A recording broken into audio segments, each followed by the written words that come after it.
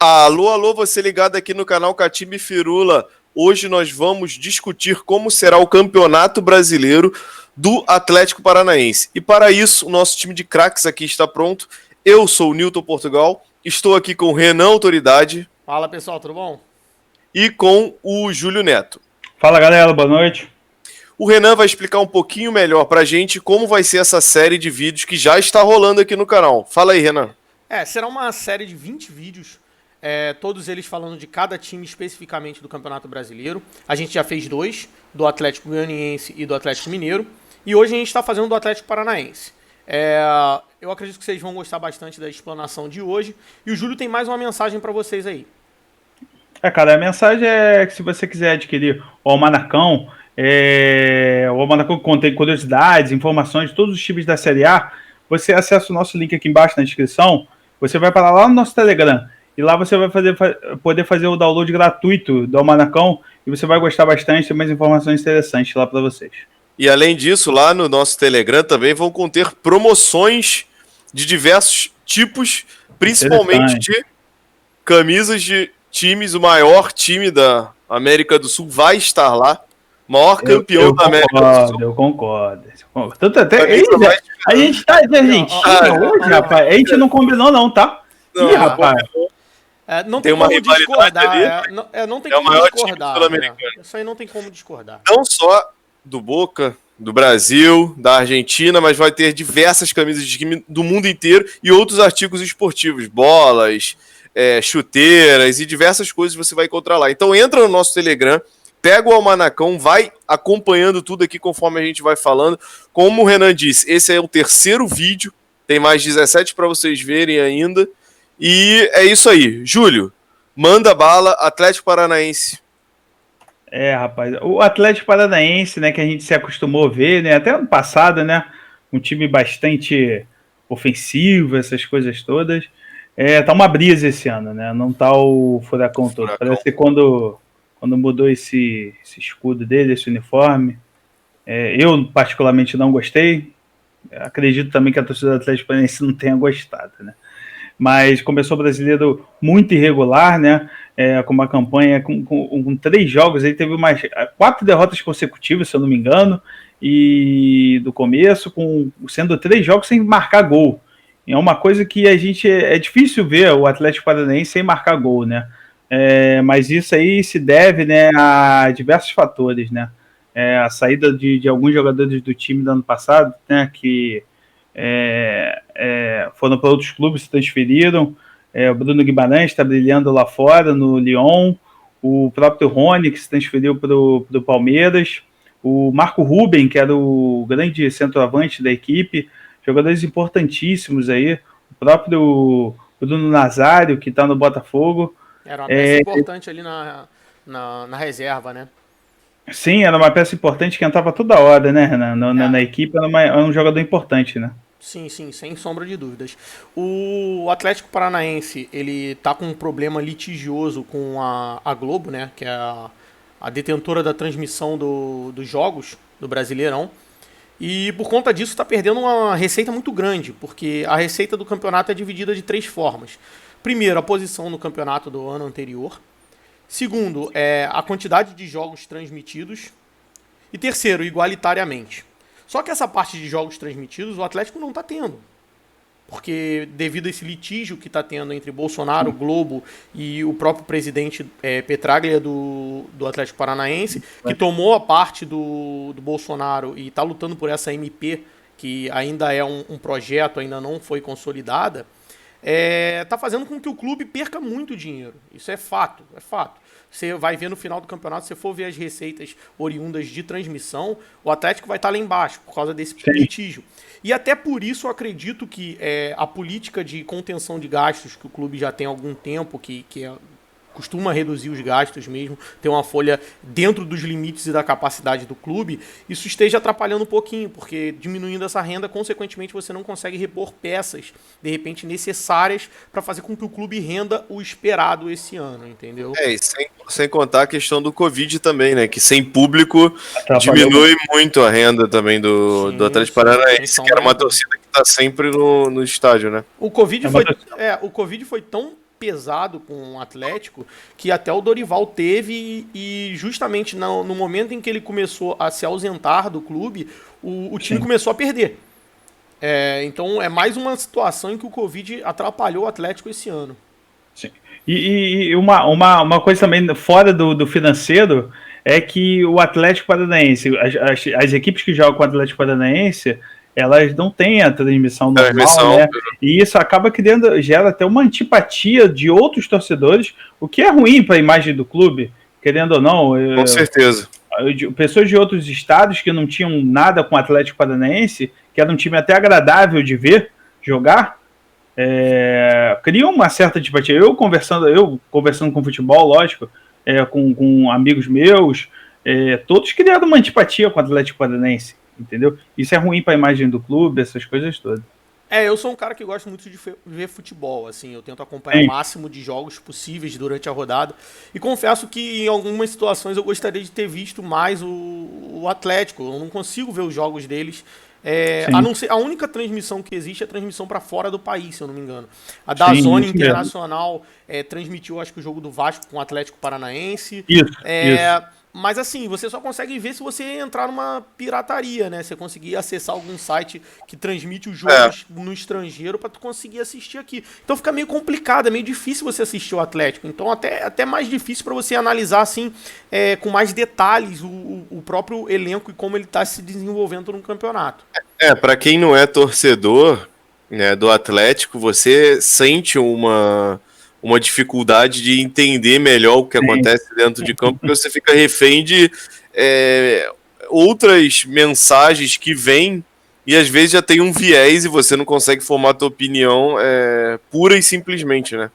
Sim. E voltando a falar um pouco das finanças, o Atlético Paranaense, que até então dele aparecer tanto aí nas competições internacionais, aí, se começar a se destacar mais, o Atlético tinha a dívida zero, né? O que era muito difícil ver em clubes brasileiros da Série A. Mas isso aí tem o quê? Uma coisa recente, acho que coisa de 10 anos atrás, 9 anos atrás, que era muito difícil ver, né? Sim. Então, a Covid, essas coisas todas, realmente atrapalharam muito as finanças do Atlético Paranaense, que é tudo ali contadinho, né? Uma coisa bem regradinha ali, a venda de jogador para X lucro, tudo certinho para montar o time, para montar o elenco. Sim, eles sempre fizeram o orçamento dentro das capacidades do que eles podiam pagar e do que eles queriam alcançar. Então, assim, até por isso eu acredito que o clube é muito pontual nas contratações e normalmente certeiras. Assim, poucos anos você viu o Atlético fraco. Então, mesmo com um orçamento mais enxuto, não fazendo loucuras que muitos clubes costumam fazer e depois entram em dívidas que muitas das vezes também não conseguem sair, o Atlético ele pensava jogadores de forma inteligente. Isso sempre foi um mérito do Atlético. Infelizmente, ele está tendo esse revés financeiro que atrapalha um pouquinho o clube. Eu assim, tenho 30 anos, o Nilton também, o Renan também, assim, tudo na mesma faixa etária ali, um tem 28, outro tem 30 também. E a gente acompanhou times do Atlético Paranaense emblemáticos, né? Jogadores que saíram da base do Atlético Paranaense, que brilharam depois. Eu lembro muito bem de times como Kleber Pereira e Alex Mineiro, uma dupla de ataque clássico. Quando a gente está numa rodinha de futebol, a gente sempre comenta do Atlético Paranaense. Sim, Dagoberto, Jadson. É um clube. Eu cresci. Eu quando eu comecei a entender mais futebol, era aquele time de 2001 do Atlético, o furacão todo. Adriano Gabiru, que jogou muito bem no Atlético Paranaense, o próprio Kleberson. Eu não sei se ele veio da base do Atlético Paranaense, mas o Jadson, o Fernandinho, que todos conhecem hoje, eram da base do Atlético Paranaense, o próprio Dagoberto. Então é um time que sempre gerou bons jogadores e teve, como o Renan falou, teve contratações sempre pontuais, né? Sim. Mas por esse ano, né, Renan? Mais ou menos, né? O time tá, digamos assim... A crise, na verdade, eu acho que por ser um time que se adapta à realidade financeira, mais uma vez, eles se adaptaram e... Da forma que pôde, né? Buscaram o que podiam ali, onde o braço chegava, eles foram, e continuam... Na verdade, eu acho que até é a política mais certa do que todos os outros clubes que saem fazendo contratações aleatórias de medalhões que geralmente não vingam e só custam caro, enquanto o Atlético Paranaense ele sabe onde ele está, ele sabe onde ele pode chegar e ele trabalha em cima disso, do valor que tem, e por isso que na verdade esse ano ele não está fazendo frente como ele é campeão da Copa do Brasil. Ele é o campeão, ele é o time que está na Libertadores. Então, assim, você esperaria, normalmente, de um time desse estar com uma qualidade de elenco maior do que tá, mas é um time que, mais uma vez, a gente volta a falar, tá com dificuldades financeiras, principalmente por questões com a maior emissora do país. A questão do Covid atrapalhou todos os times, mas principalmente o time que já não tem a maior receita dele, vindo das transmissões, agrava mais ainda. E é claro, isso atrapalha a questão de patrocinador, porque se o patrocinador não é mostrado na maior emissora do país, que patrocinador quer trabalhar? Então, assim, começa a dificultar um pouquinho digamos assim, a matemática financeira do clube. E uma coisa que eu não gostei muito foi a escolha na época do Dorival. Para mim, não é um treinador assim que me agrada muito, eu vou ser bem honesto. Apesar de assim, ter feito alguns bons trabalhos no Brasil, não é dos meus favoritos. E depois desse problema do Covid ainda piorou a situação, ele não tinha a presença dele, que é importante, a presença do técnico em campo. Fez total diferença. Fez. Eu achei até injusto você demitir o treinador que não estava presente. Exercendo. Não estava nem exercendo. Foi meio complicado, meio injusto, apesar de eu não gostar do trabalho dele. Eu sei que também foi injusto da parte da diretoria, mas faz parte do futebol, né? A gente sabe que treinador nenhum para em lugar nenhum com uma sequência de derrotas, como aconteceu no Atlético. Então, para entender melhor aqui, opinião de vocês com relação ao Atlético Paranaense. Júlio Neto, como é que ele vai ficar nesse Campeonato Brasileiro? Ele vai disputar lá em cima, como vem sendo a tocada do Atlético em todos os campeonatos, ou devido às situações financeiras, esse ano ele vai ficar mais na parte de baixo da tabela?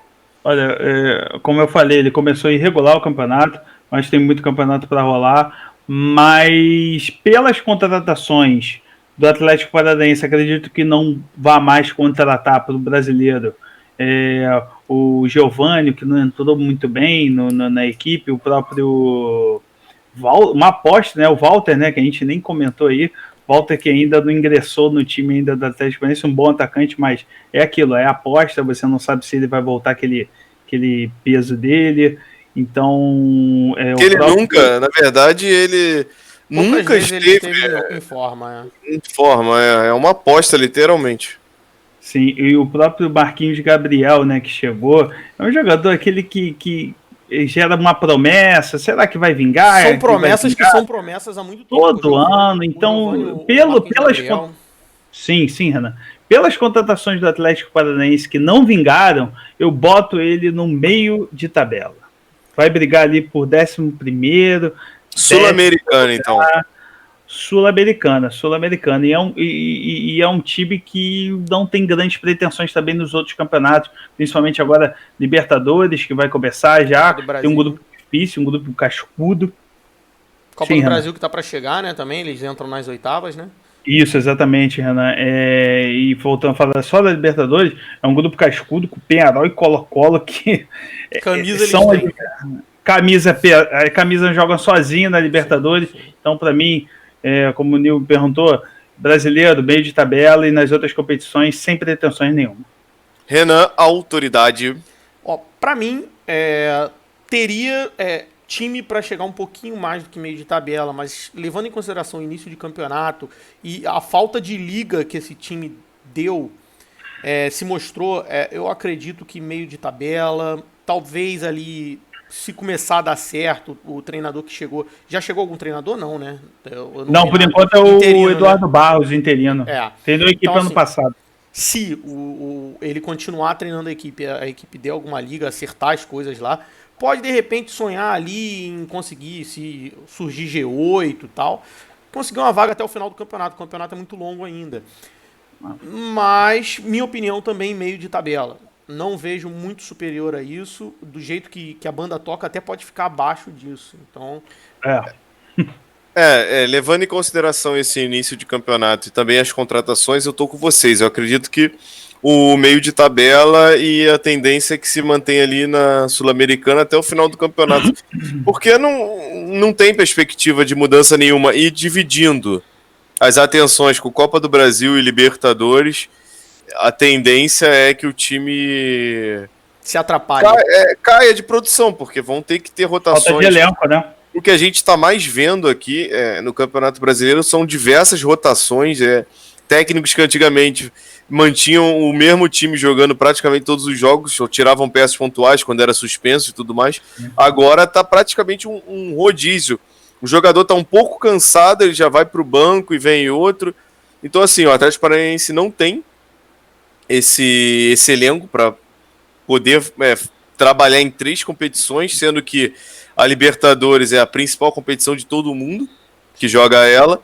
Copa do Brasil ele já entra nas oitavas, quer dizer, ele já pega um time pedreira de cara com a primeira partida dele.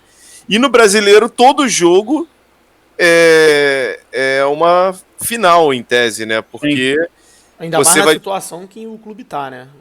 E o Atlético tem deslocamentos grandes pro Nordeste, então ele é um time que sofre para jogar no Nordeste. Querendo ou não, isso também prejudica. São horas de viagem, então jogo com Goiás, ele está fora do eixo. Então realmente é um time que vai ter dificuldade. Não acredito que ele corra risco de rebaixamento. Também acho que não. Não, também não. Mas a Sul-Americana é uma posição que pro que a equipe tá... eu acredito que para eles fecha o ano bem, porque eles vão focar na Copa do Brasil e na Libertadores, que na minha opinião é o que eles devem fazer mesmo. Eu acho também que com a volta do público, só um adendo só, o Atlético Paranaense é um time que joga muito com a voz da torcida, que aquela Arena da Baixada pulsa. Então a falta do torcedor também influencia muito, porque a Arena da Baixada sempre foi um estádio dificílimo de vencer o Atlético. Vencer o Atlético da Arena é dificílimo com torcida. E também a questão do gramado, né, que cada vez mais está ficando mais comum para os jogadores se adaptarem a esse tipo de gramado.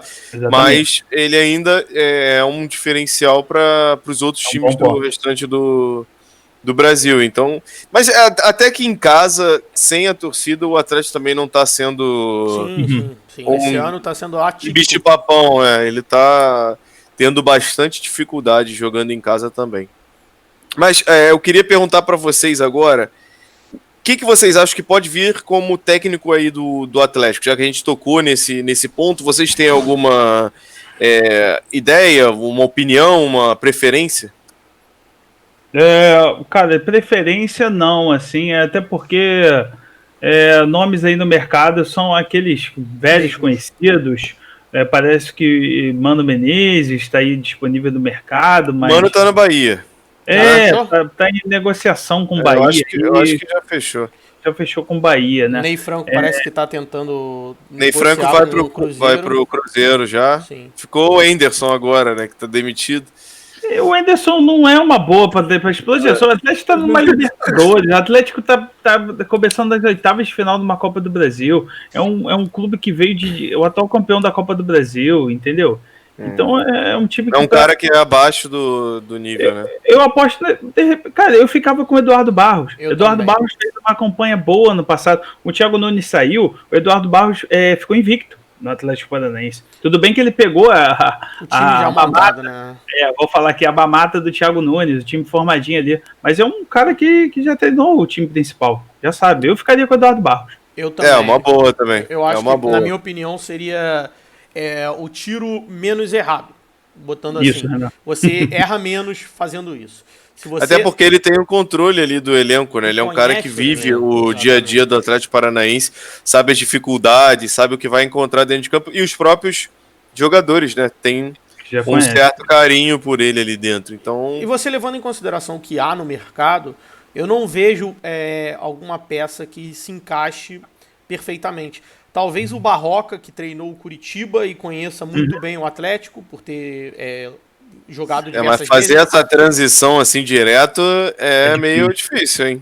Sair do Curitiba para o Atlético Paranaense, eu não sei se eu acho que treinador é um pouco funciona mais fácil assim, que não. jogador. Eu vejo treinador um pouco mais fácil que jogador. O estilo de jogo do Barroca não é exatamente o estilo parecido com o do Dorival, nem com o do Thiago Nunes, mas lembra um pouquinho do Thiago Nunes, que é um pouco mais de posse de bola. De repente, pode ser uma coisa, mas no mais a mais eu não vejo outro treinador que possa encaixar ali legal. Minha opinião seria ou tentar o Barroca, também seria uma aposta, porque o Barroca, apesar do bom trabalho que fez no Curitiba ano passado, esse ano não fez um trabalho tão bom, ou então manter o interino, que também seria, para mim, seria até mais interessante. E a questão também, ó, financeira. Financeira. Mais um Eduardo ponto Barros seria uma aposta barata, entendeu? Sim. Uma aposta, né? É uma aposta.